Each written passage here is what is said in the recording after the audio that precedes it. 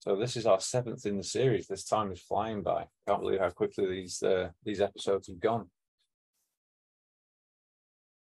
Okay, I make it 9:02. We should get started. So look, welcome everybody to the call. Hopefully there'll be more people joining in the background.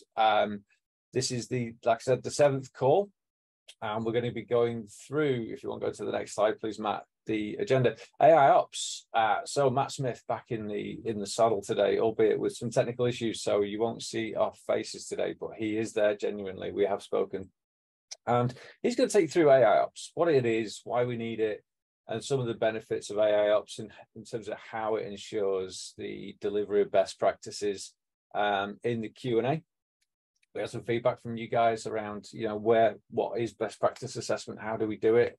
And so Matt's going to take us through a little bit of that around AIOps. As ever, questions, please put them in the Q&A box, and we have a team of panelists that like to be challenged. Ask them the difficult questions, and they will hopefully come back with some simple answers. Obviously, anything we don't know, we'll take away and we'll feed back. I will say as well at the start, all videos or all of these videos will be made available to you.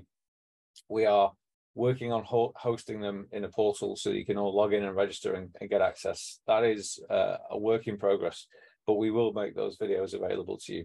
The quiz, we're always going to run the quiz no matter what the technical obstructions that get in our way. So hopefully this one will run smoothly. But if not, I have my able backup, Stefania, who can help me out. But yeah, we'll run the quiz. So scan the QR code. You can wait in the lobby, and when I start the quiz at the end of the webinar, then obviously you can join with your first name and last name so we can find you. But without further ado, I shall move on to the next piece and introduce you back to Matt Smith.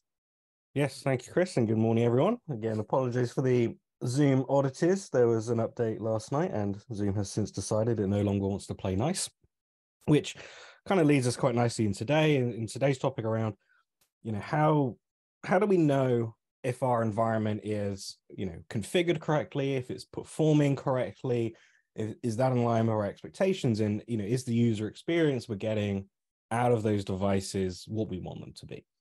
So if this is why AIOps is now its own product in its own right. It started off as an internal tool once upon a time, and now it's available to everybody. So if we look at where it kind of sits in the stack, so as we've kind of seen through all the other previous sessions, we have all the different security services that run on those next-gen firewalls, that run on Prisma Access or the SASE platform, and they are managed by, Panorama. They're managed by a cloud management suite, but there's also AIOps that comes into this. And AIOps' job is threefold, and we'll go through each of those 3 points in turn. But one of its roles that it fulfills is its ability to look across what's happening in all of those security services and provide a very high-level macro view. And then if you need to, you can start diving into the micro view and see what's actually happening inside your environment, start answering those big questions. So why did we start this journey with AIOps? Well, as a security vendor and as a provider of technology and solutions, one of our biggest challenges as a company is, organizations, they invest in our technology, and then we go in, 6 months, year, 2 years, 3 years later, whatever it is, and we find that that investment was never configured correctly. We find that investment was, maybe configured correctly once upon a time, but as software upgrades have happened or new features have been introduced and those organizations upgraded, that they're not taking advantage of those new things. Every year we launch a brand new version of PanOS that will include at minimum, say 30, 40 new features, and at most maybe 60, 70 new features. And we will occasionally as well change our minds about best practice. We will make changes to the existing functionality that's already there.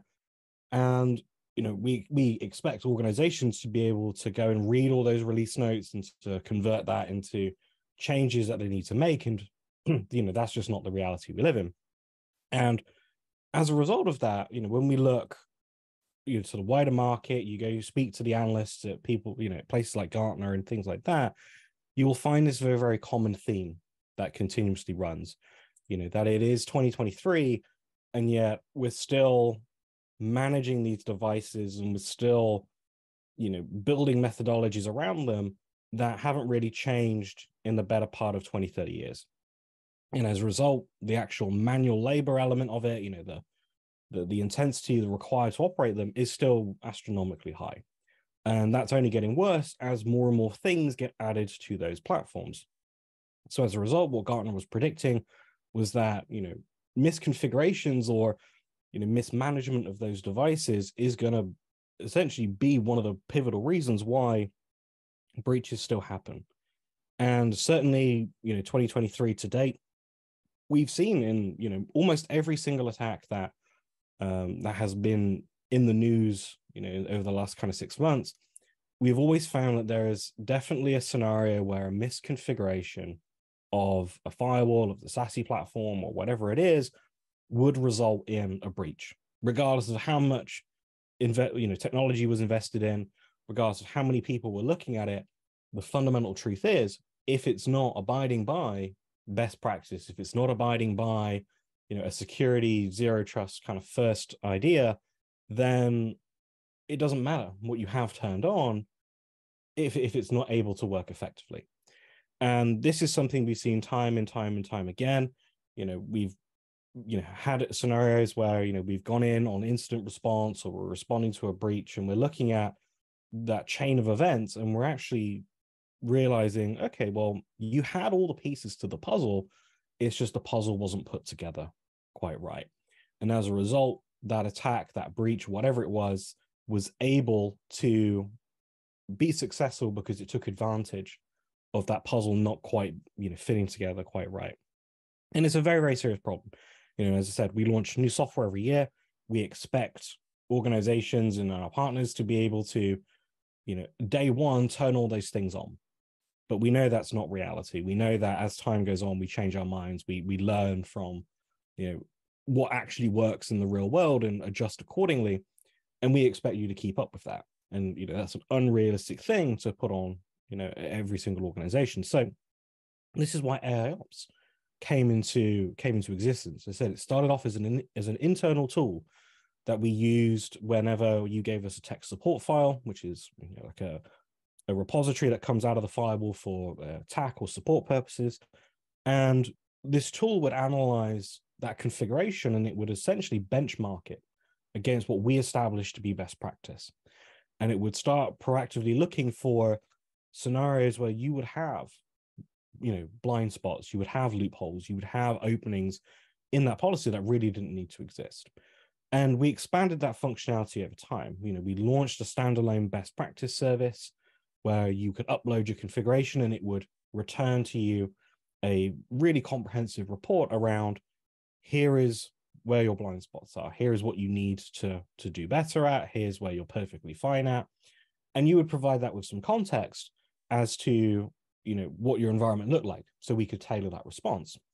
And this worked really, really well, other than the fact it was a point in time analysis.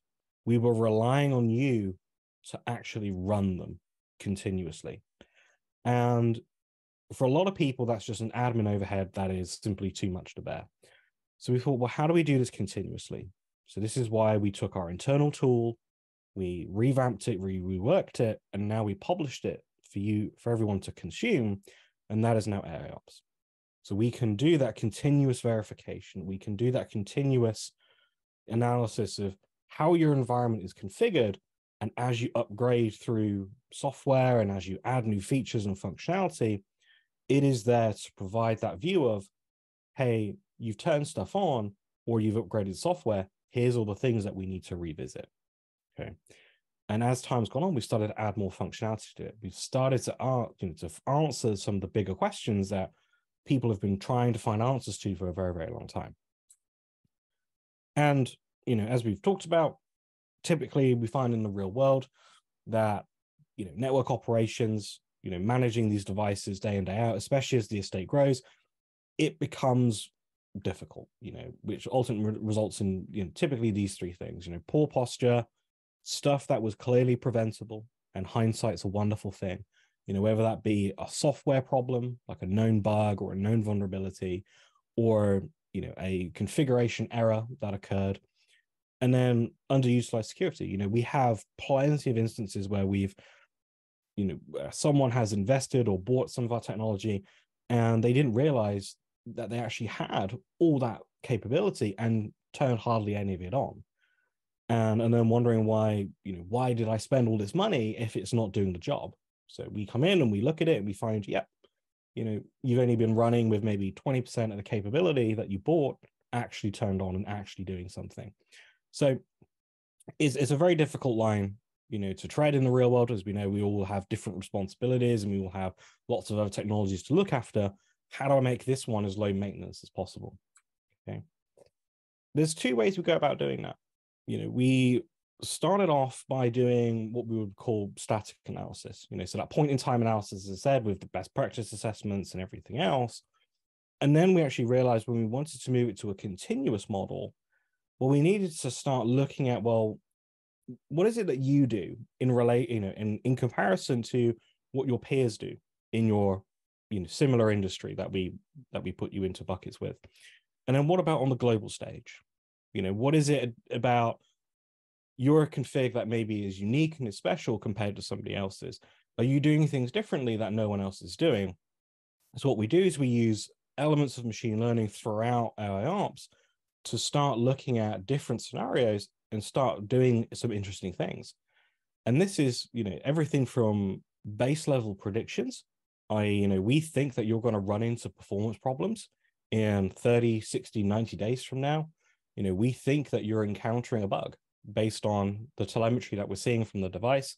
We think you might be afflicted by this particular bug that we have, or we can identify the CVE that you're experiencing. And then we take that up to the global stage and we start comparing organizations against organizations. We say, well, what is it special about, if you're if you're in the finance world and you have a config that's, got X%, best practices enabled and all this stuff, how does that compare to the rest of the finance market? And then how does that compare to maybe a completely different market? And we start to use those learnings to feed back into that machine learning model, so that we can start to improve the quality of the predictions and the various kind of responses that we can give you.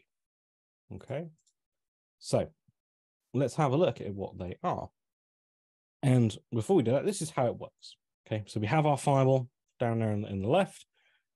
With inside the firewall, we'll show you how to turn on. It's incredibly simple. There is an option to say enable telemetry. And when you enable telemetry, that allows AIOps to do its job. We then go to our applications hub. We enable AIOps from there. We choose the region we want it to deploy in. And then the firewalls are able to start submitting that data for AIOps to ingest and to start looking at. And to give you some of the ideas of the scale of this already, AIOps hasn't been in the production world for, a significant amount of time, as we would call it. It's a less than 3-year-old, endeavor for us. And in that 3 years, we're processing something to the tune of 65 billion metrics every month. Okay, from around 75,000 unique devices. That's an insane amount of data that we're able to analyze and to build our best practices on and to train those models against. Within a typical month, let's say we tend to find something to the tune of around 24, that's in reality maybe a bit higher, 26,000 different misconfiguration events. And we're talking serious misconfiguration events here, like having an any policy buried, midway through your rule stack. And we're pushing that back to organizations saying, hey, bad, weird, interesting things are happening here. We need to go have a look at that. And then finally, perhaps one of the more interesting ones is 17,000 health events. Okay, and this will become more apparent later on what these are. But you can see, we're collecting quite a bit of information. Now, when it gets to us, we fully anonymize it. We strip all the PII data out of it. And so nothing leaves your tenant, your sphere, as it were. The only thing that we do extract from that is benign metadata that can't be attributed or identified back to anybody. And there's no PII within that. So privacy by design. So inside a firewall, for example, when you go enable that telemetry, you can choose what you send to us. And obviously that will affect the end experience, with what we can and what we can't do. But what you can do is you can click these three little icons and it will show you the exact metrics we're collecting. So if you have a question around, do you collect X metric? Can I have an alert based on, Y parameter? Check those lists first, because 99% of the time we're finding that, yes, they are covered. And in those 1% instances, we're usually finding it's for some weird and wonderful use case. And we actually want to go ahead and build a full workflow around that. Now, what you can also do is you can see that generate telemetry file. So you can actually generate the telemetry package that we send every 15 minutes, and you can download it to your local machine. You can extract it. You can poke through the contents of it, so you can see exactly what it is we're collecting. We want to be as fully transparent and as fully compliant with any laws and regulations that you might have, to make sure that more and more people can utilize this service. Okay.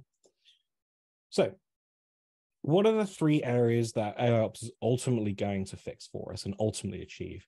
Well, the first one is one we've kind of spoken quite extensively about, which is that how do I know my devices are configured correctly? How do I know I'm getting the maximum value out of them for the investment that I have or the things that I've purchased? How do I know that when I upgrade from PanOS 10.0 to 10.1 to 10.2 to 11, obviously there's going to be significant feature change that comes with that. There's going to be changes to my existing features and config that I already have. How do I know that when I get to 11, that my devices are still configured healthily, that there's still no big glaring holes in my policy, there's still no major issues with it? Or, Paolo releases a new URL filtering category. How do I know that that's been ingested into my policies correctly? Do I need to go change anything? Then the second thing there is security disruptions. So we buy hardware or we buy virtual machines and we deploy them, and they are a fixed sized device, right? At that point in time, obviously as new software gets deployed, that does increase the load required. That, as we turn on more features, that does increase the load. As we start to push more traffic through those devices, that does increase the load. As newer technologies come along, and we start maybe decrypting things like TLS 1.3 for the first time, or, start doing decryption at all in some cases, or, we say we're going to use the spare capacity in my devices here to maybe segment more internal networks or more internal functions from each other. How do I know I've got the right performance overhead to do that?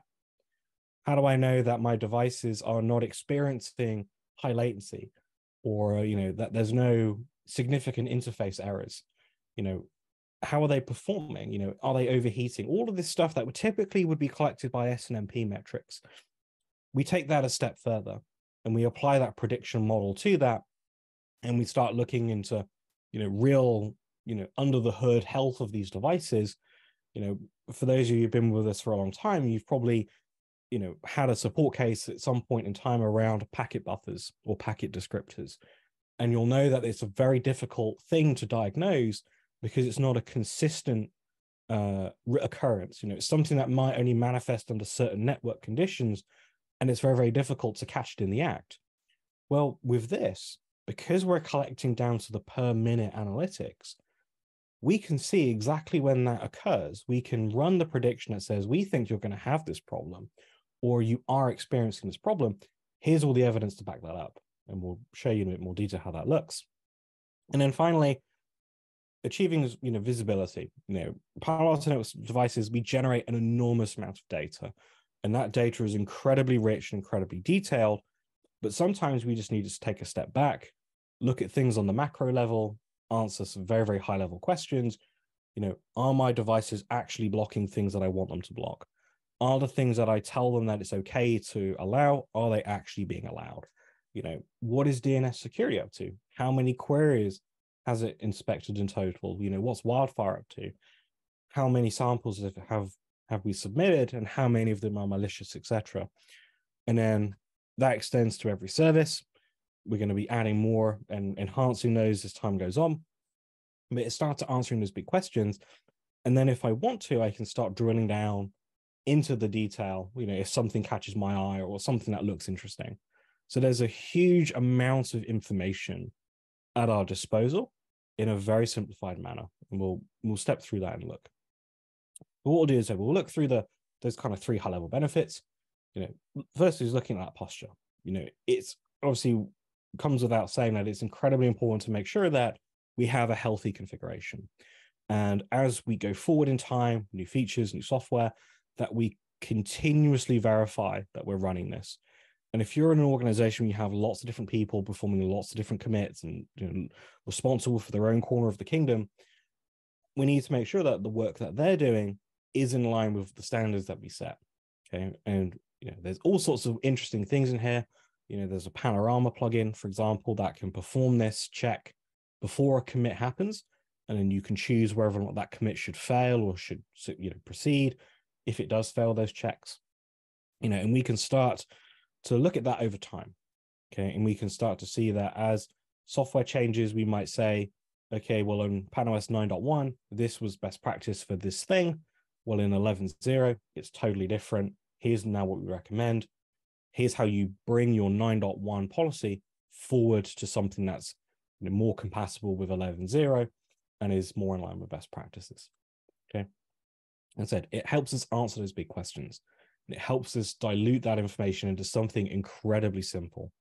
And as you can see there on the right, we have this rule here, for BYOD users in this case, well, we have CLI commands that we can run as well.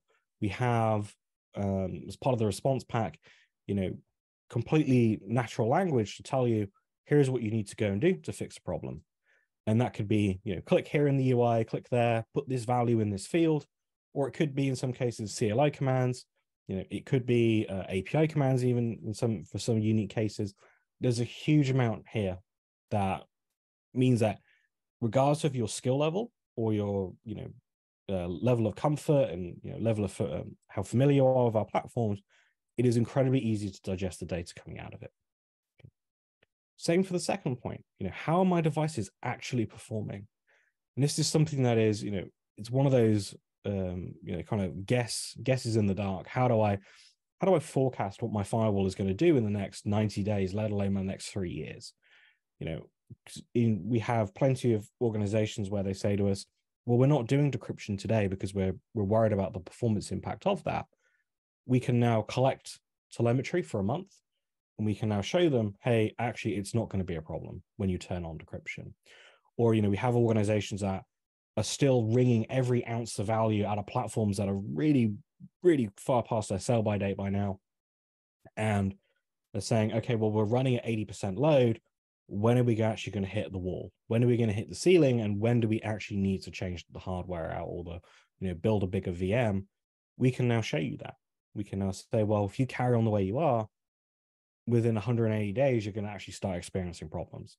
And we need to do something about that. Or, this device here is running flat out and it shouldn't be based on the traffic going across it. Maybe there's a performance problem there. Okay. So we can start to look into that level of detail. And as I said, it's all proactive notification. There's a lot of prediction that goes into this.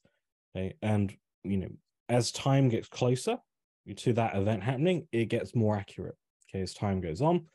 So, we can even overlay things like there was a commit event. So suddenly if your data plane load on your firewall goes from 30% to 80%, well, that's not normal. What caused that to happen? And we can relate that to, well, maybe there was a software process problem. Maybe there was a commit that happened. Maybe there was a config change that happened, or maybe there was some other event in the network that happened. And now we're seeing that firewall, which was maybe running at 2 or 3 gigabits per second load, is now running at 10 gigabits per second load. That's obviously a significant change. It's an anomaly. We need to investigate that. All of that's presented here, and it's presented in a way that makes complete sense. And then finally, how do I get that visibility? Looking at that macro view of the world, looking at that micro view of the world, what are my devices actually up to day to day? How do I know that the traffic going across them is what I expect it to be?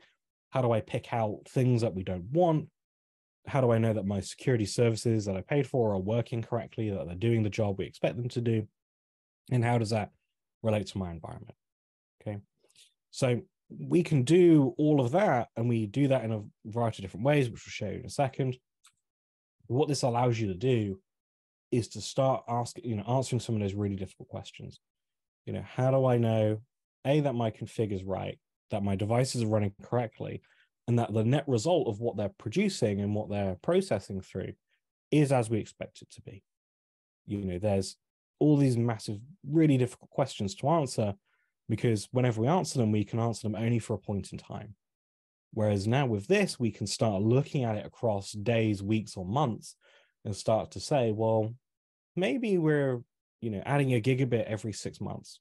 Well, we're going to have performance problems then in 18 months from now.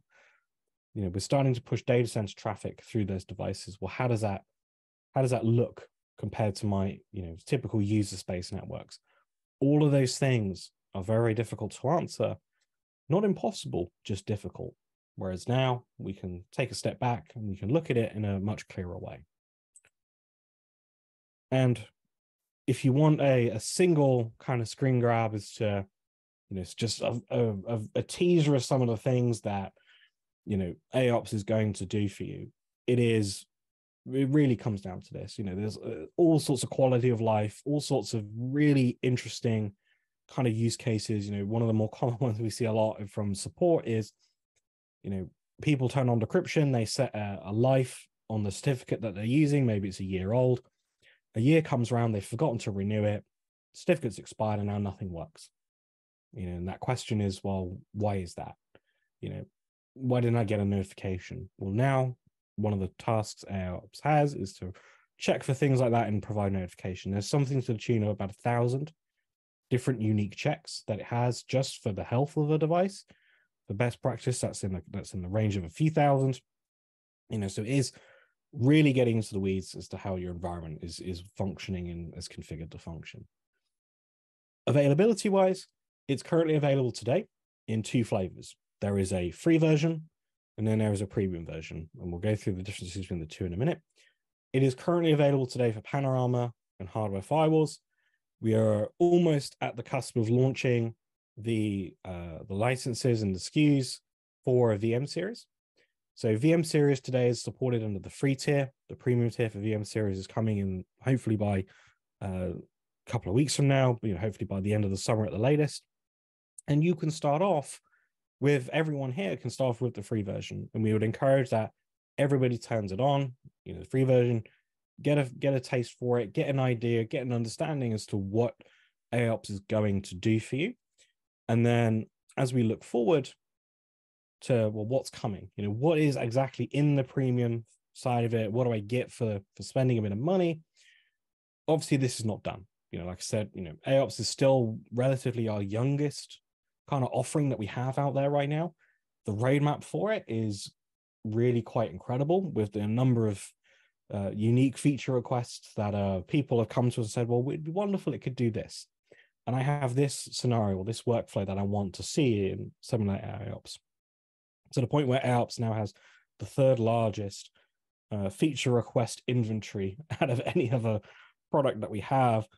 And there's a bunch of very aggressive timelines to get this, to get all those things in the product. There's a UI refresh coming in a couple of weeks as well, that we're hoping to make things a bit more functional and tidy up some of the kind of rougher edges that we have in there today.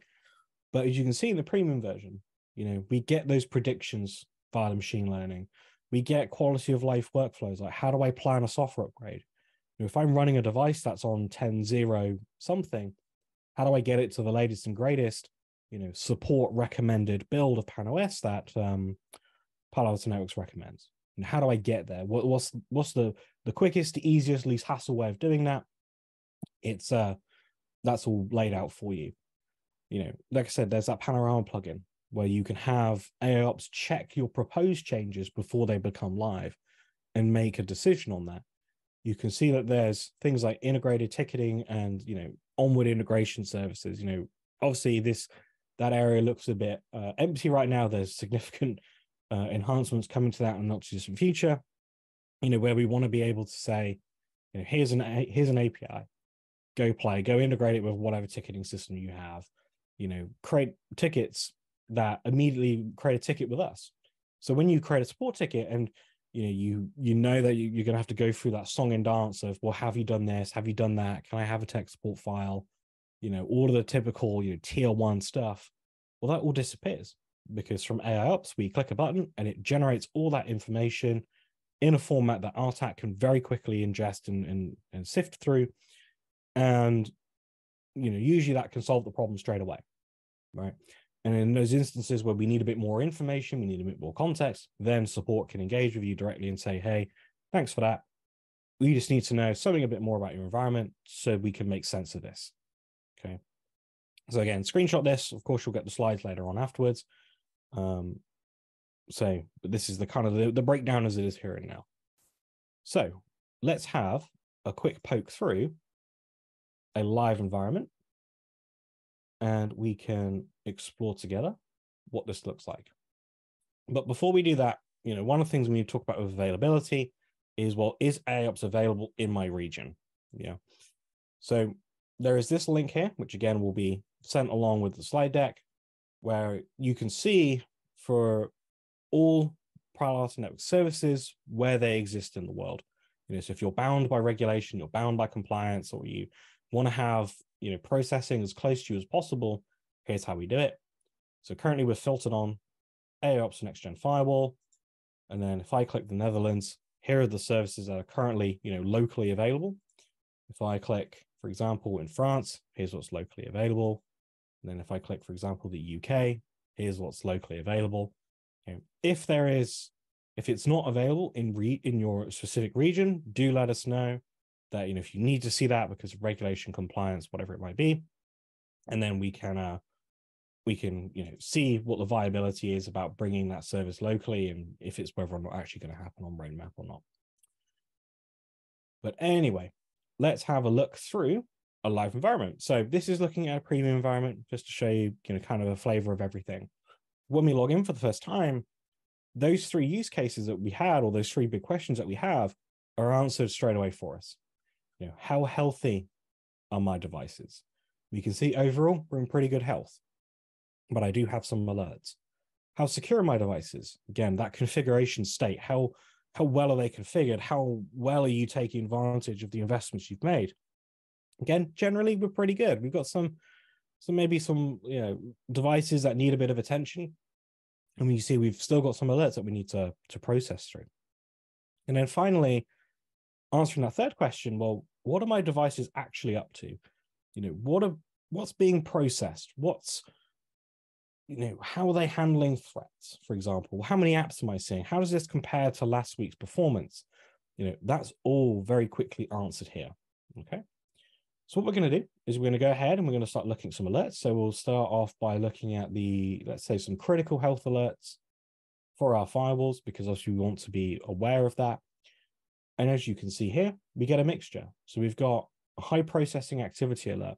This is a predicted alert because its time to occur is in 3 days' time. And we'll come back to that in a minute.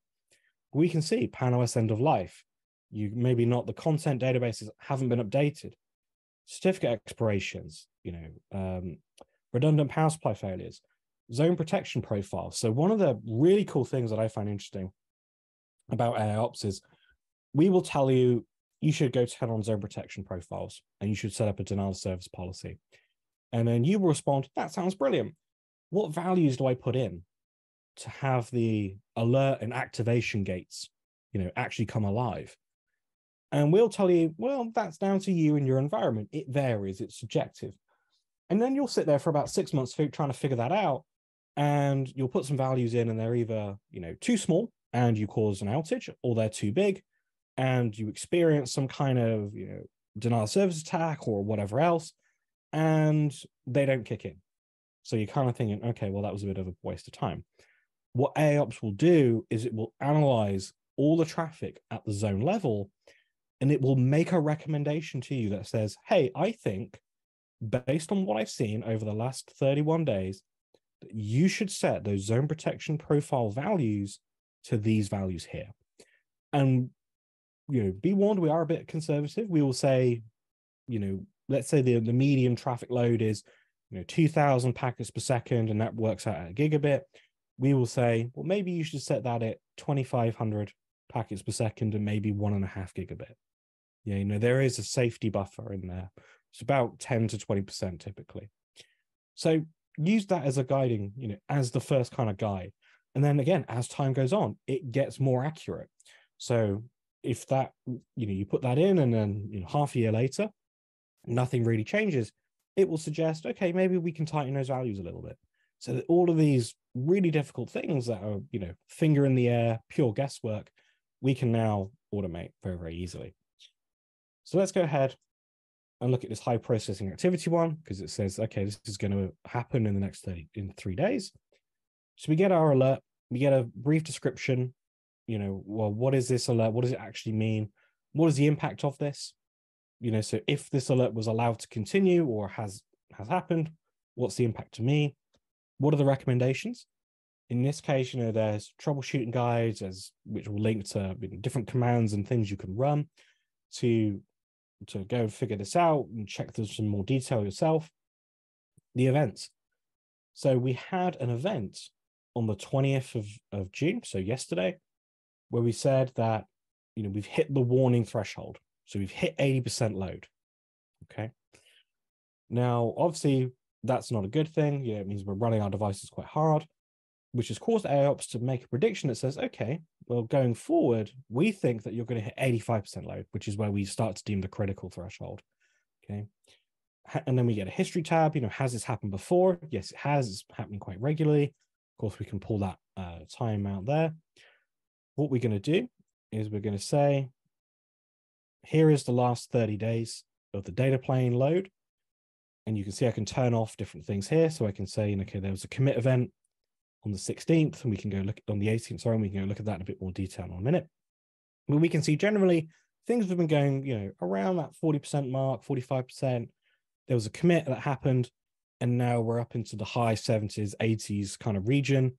Here we are today, and everything here on this kind of, second, final third is where we're making our prediction. We think that if you carry on the way you are, the load is going to increase this much over time. You need to be aware of that. So what we can do is we can drag and we can now zoom in. And what we can now do is we can now look at the commits. If I can get the mouse cursor, we can see it was committed by this person called Mike Admin. Okay, we can go find that commit at this date and time. We can see exactly what changed. And then we can figure out, okay, well, what was it? Maybe they turned on decryption for the first time. Who knows?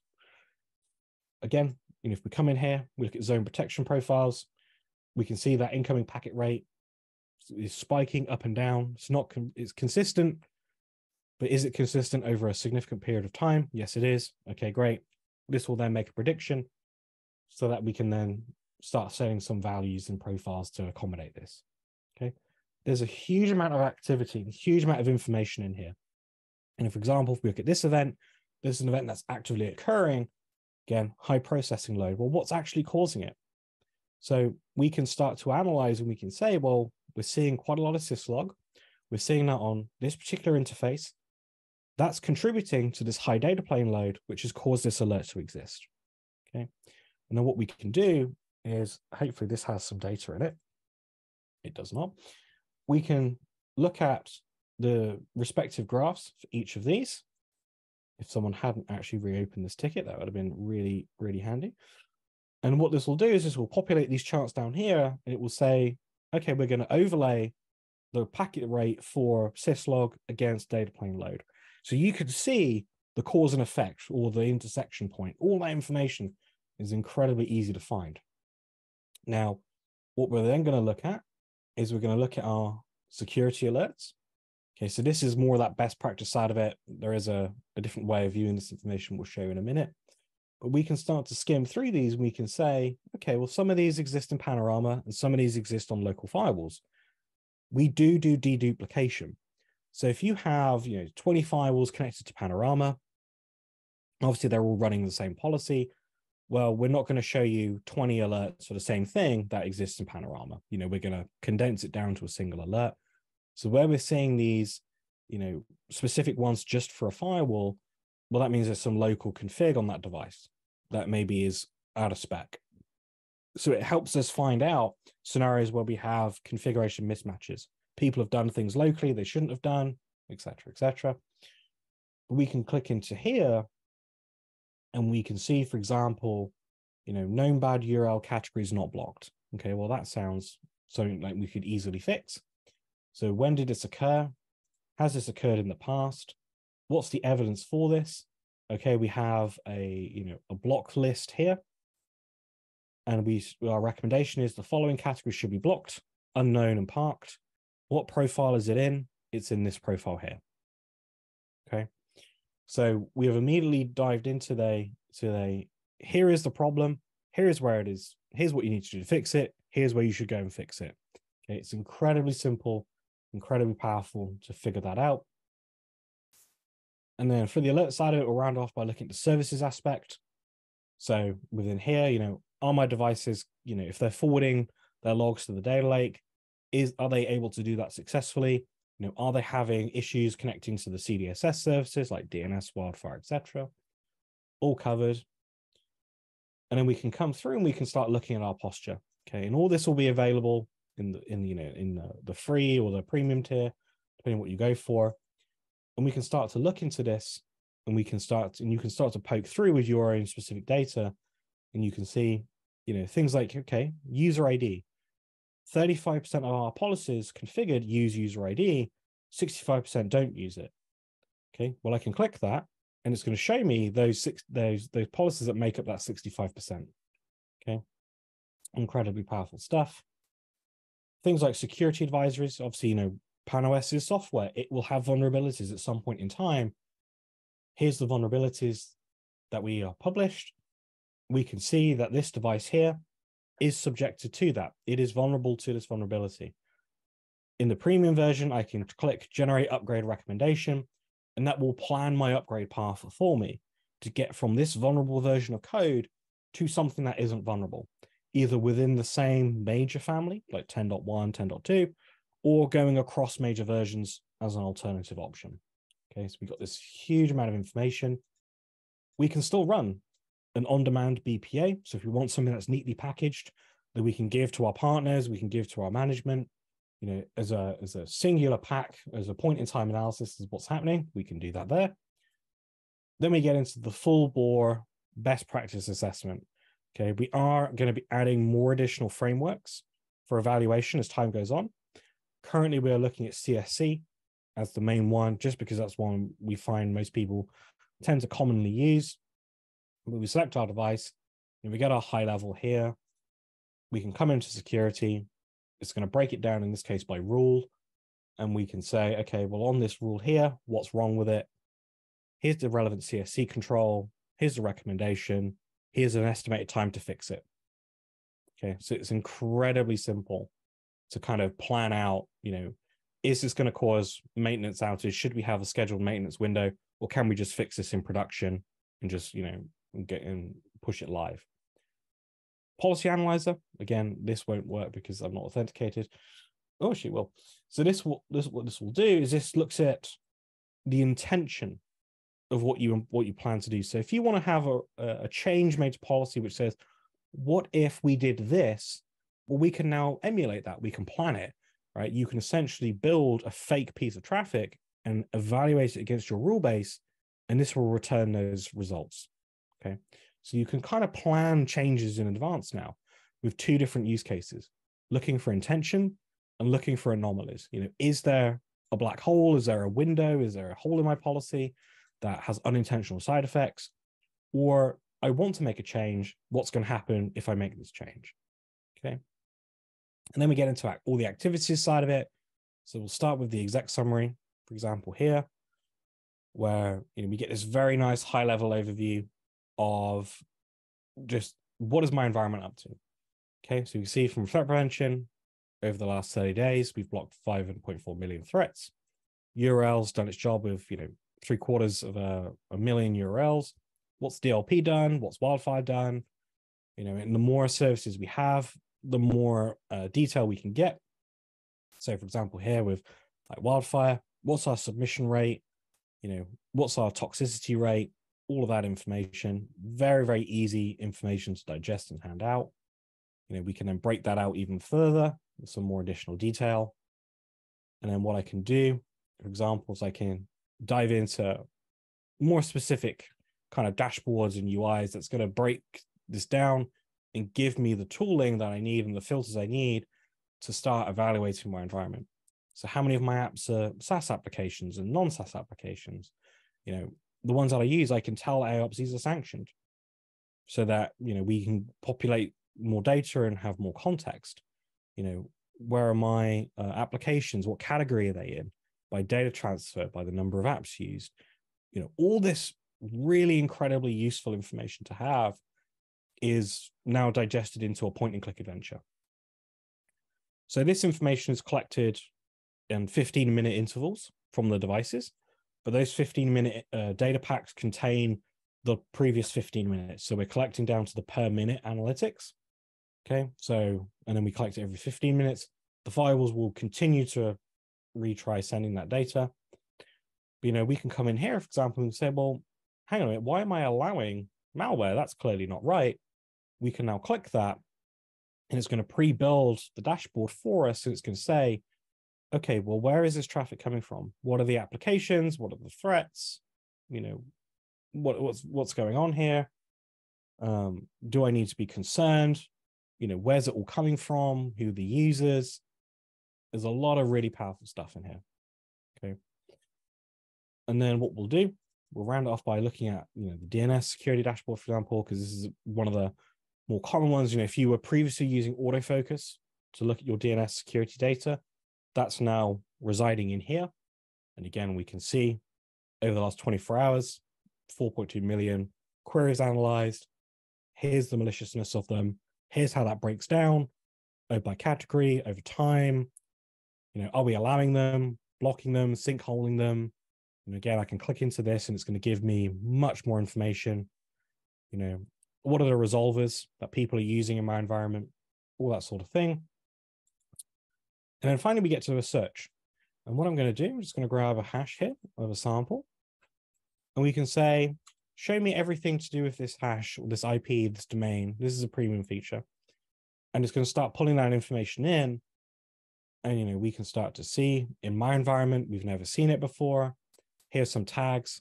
The tags contain lots of useful contextual data.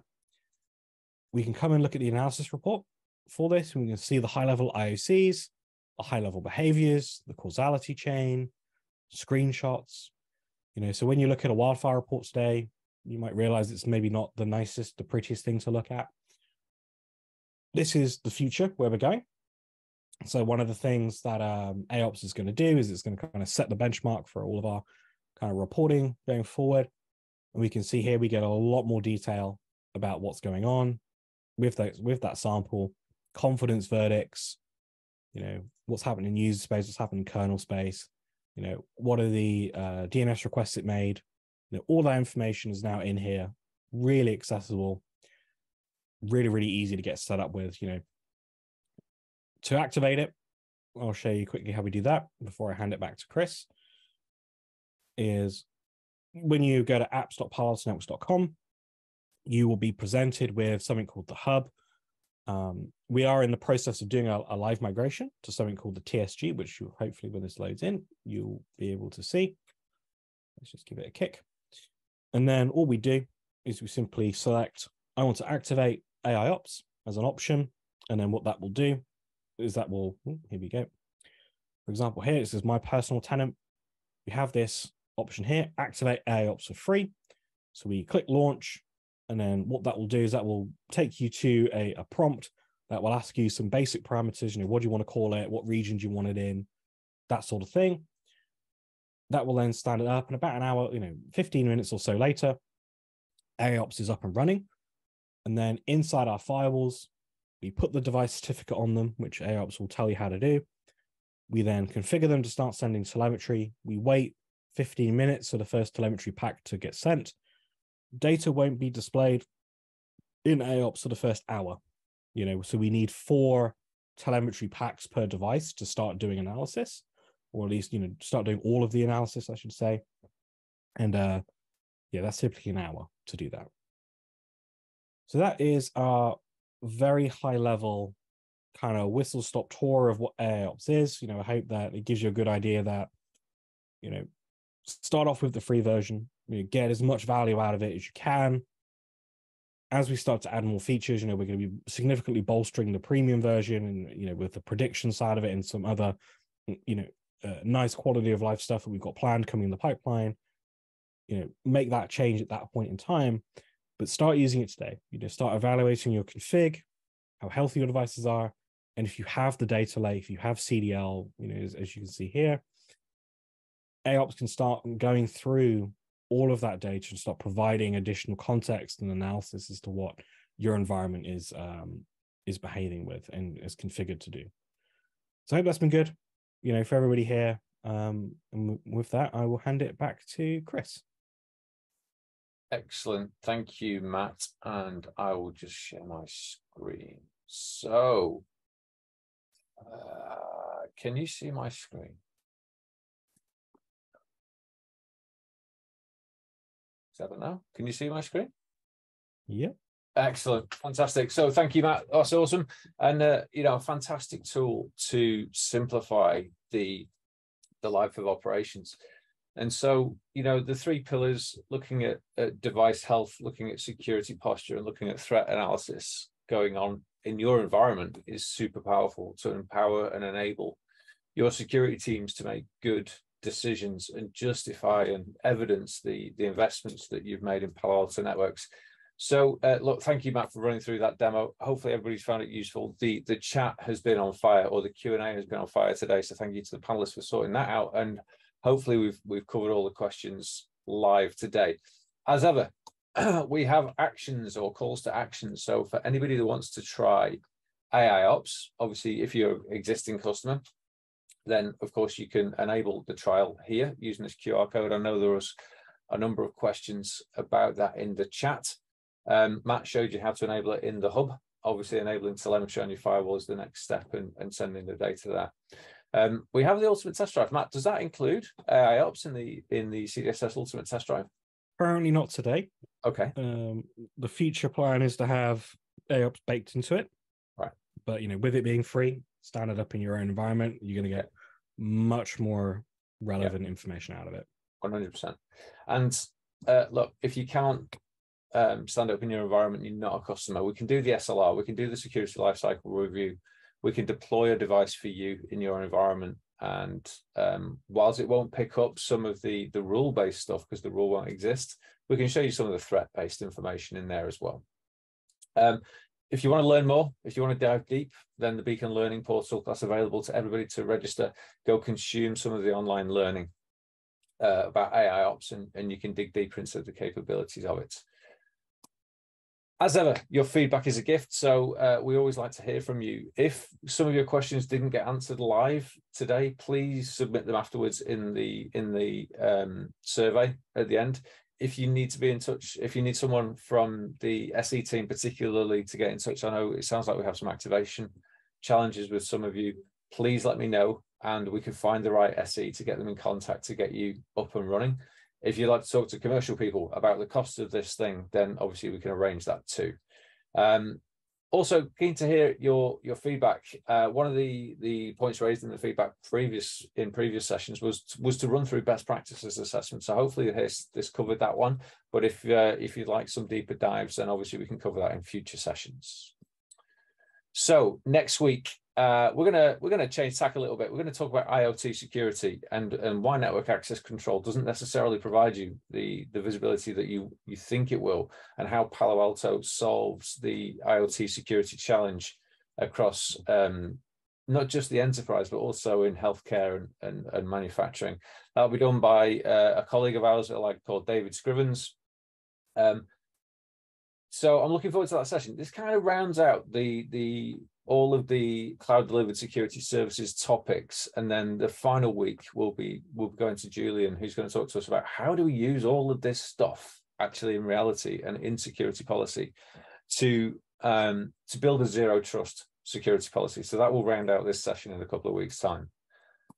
All right, So moving on to the quiz. So quiz winners from last week on the URL filtering and DNS security, we will get them announced and we will get into launching the live quiz.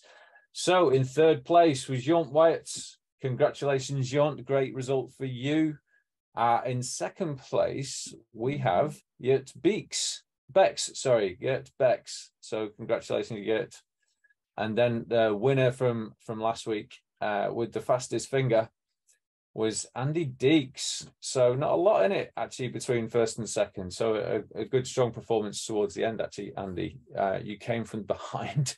So that was a result. So congratulations, guys. You will receive an email like this one. If you are not a winner of this week or previous weeks, then it's probably phishing. If you are a winner, then you will receive one of these and you're good to go. You click the link and you redeem your gift. Okay.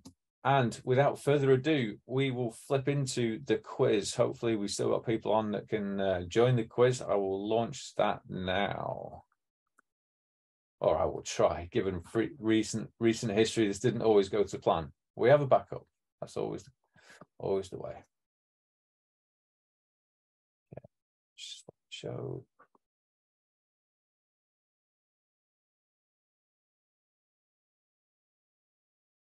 There's my Zoom bar. Okay, fantastic. So you should now see Menti. Can everybody see Menti? Hands up or yes in the chat if you can see the yes. Menti joining. Fantastic. This is a start. Let's see if this actually works this week. So everybody join, please, with your first name and second name. Palo Alto people, please do not play this quiz. It makes it complicated for us in the back end. And yeah, if you join with first name, last name, we can hunt you down in the registrations and we can let you know you're a winner. Okay. So I'll just give it a little while for everyone to join. Oh, what happened there? What's happening there? Why is that not working? There we go again. Zoom.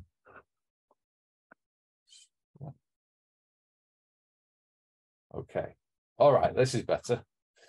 Now we're going. Okay. All righty then. Here we go. It's live and we're working. This is brilliant. All right, we've got 56 players in. We'll give it a minute because I know we've got quite a lot of people on the call. Where's the chat? So I'll give it another moment. Hands up. We've got people with hands up. Hopefully this is just people saying they can get into the quiz. We'll just give it another moment. I'm conscious of the time as well. We're hovering around 60 players.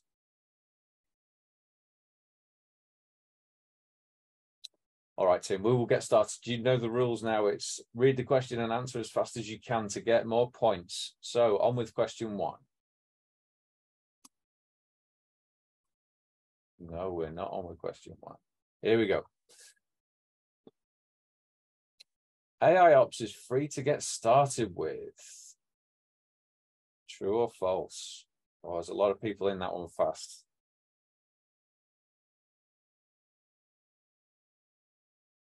Let's see, 62. I think there's 4 people not voted. All right, overwhelmingly, that is true. You do not have to buy AIOps, although if you do, you access some of the premium functionality.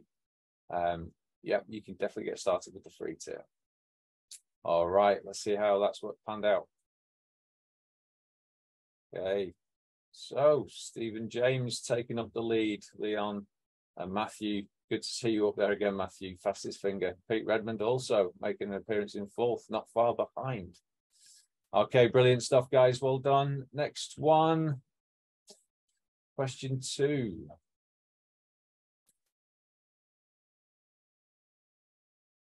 According to Gartner, misconfigurations will be a factor in the number of firewall breaches.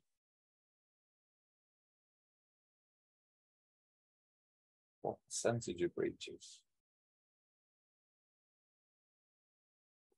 Is it 91? Oh, everyone's voted. Fast. Beat the timeout. All right, 13 of you get that right. 99% of breaches will be due to misconfiguration. is a staggering fact. But highlights the need for the tooling, highlights the need for best practices and continuous security assessments. Phenomenal. Let's see how this has changed things. Okay, Balaz did well, Tobias did well on that one. And Kapka. Urban takes first place overall, and then Tobias Snoll and Balaz comes in third. Okay, we're moving on. Okay, question 3. In a typical month, AIOps processes how many billion metrics from organizations around the world? 65 billion, 55 billion, 13 billion, or 27 billion? All right, getting close to everybody voting. All right, absolutely correct. It's 65 billion. As it stands today, this is ever increasing as we have more customers to this. Even on free tier, we're processing those metrics. So register your devices if you have them. So you're improving the data set that deliver better outcomes for everybody. Okay, let's see how this went. So Van doing well again, and Tobias and Balazs. Oof, Tobias Knoll moving up into third, and Balazs still staying on top. Kapka in the second. Okay, question 4. Okay, here we go. The 3 main focal areas from AIOps are what?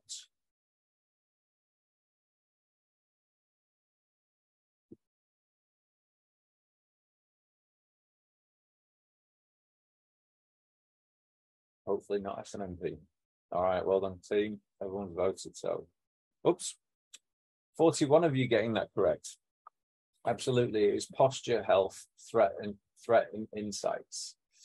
So obviously device posture is really important. The health of the devices and the estate and issues that you have are really important. And threat insights gives you the evidence of where we need to invest in looking at the return on your investment, essentially. Okay, let's have a look at the leaderboard again. Kapka did well on that one. How does that change the standings? Tobias goes top, Kapka comes second, and Urban Limburg in third. Andy Deeks moving back up the leaderboard, he's fourth. Okay, question 5, last question.